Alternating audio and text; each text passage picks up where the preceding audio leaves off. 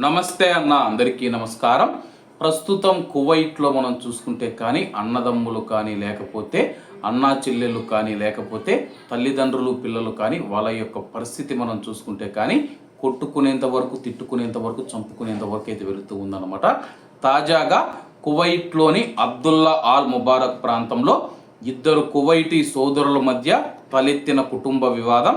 ఒక సోదరుడు మరొకరిపైన దాడి ఆరోపణలు చేయడంతో క్రిమినల్ దర్యాప్తుగా మారింది. పోలీసులు తెలిపిన వివరాల ప్రకారం ఒక కువైటీ పౌరుడు తన ఇంట్లో తన సోదరుడు తన పైన దాడి చేశాడని చెప్పి ఫిర్యాదు చేశాడు. ఫిర్యాదుదారుడు తనకు అనేక గాయాలైనట్లు ధృవీకరిస్తూ ఒక డాక్టర్ సర్టిఫికెట్ను కూడా సమర్పించాడు. వైద్య నివేదిక ప్రకారం కుడి చెవి ఎర్రబడడం, కమిలిపోవడం, మెడపైన గీతలు మరియు చెవి పొర చిరగడం వంటివి ఉన్నట్లు తెలిసింది.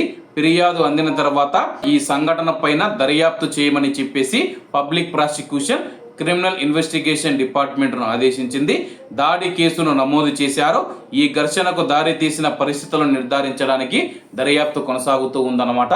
ఇద్దరు అన్నదమ్ములు ఎవరైతే ఉన్నారో ఒకరిపైన ఒకరు దాడి చేసుకొని, అలాగే ఒకవైపు మరొక వ్యక్తి మనం చూసుకుంటే కువైటీ వ్యక్తి తన యొక్క సోదరుడు నా పైన దాడి చేశాడని చెప్పి పోలీస్ స్టేషన్కి అయితే వెళ్ళాడనమాట. ఇటీవల కాలంలో ఇటువంటి సంఘటనలు ఎక్కువగా జరుగుతూ ఉన్నాయన్నమాట. కువైటీలే రోడ్లపైకి వచ్చి కొట్టుకున్న సందర్భాలు కూడా ఉన్నాయన్నమాట.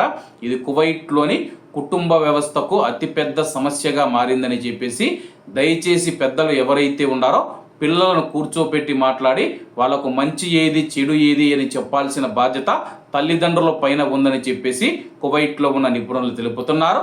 కాబట్టి అందరూ బాగుండాలి, అందులో మనం ఉండాలి. అందరికీ నమస్తే అన్న, జై హింద్.